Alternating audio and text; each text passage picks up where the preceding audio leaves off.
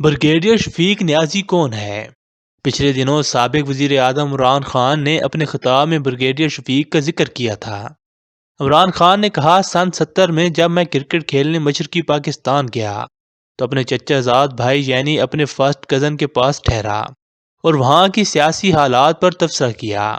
इमरान खान के दादा का नाम डॉक्टर मोहम्मद अजीम खान नियाज़ी था।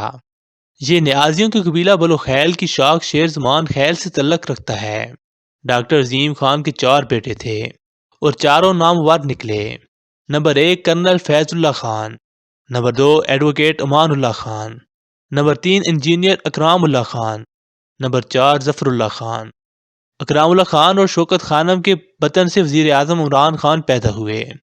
जफरुल्लाह खान के 5 बेटे थे। अनामुल्लाह खान, अनामुल्लाह खान एक्स MPA और MNA बन चुके हैं। सईदुल्लाह खान सरकारी मुलाजिम थे। हफीजुल्लाह खान एक कालम नगार और सियासतदान हैं। नजीबुल्लाह खान भी साबिक MPA थे। इरफान उल्लाह खान को इमरान खान ने बखर से ज़मनी इलेक्शन के लिए अभी टिकट दिया था। अब ये PTI का MPA है।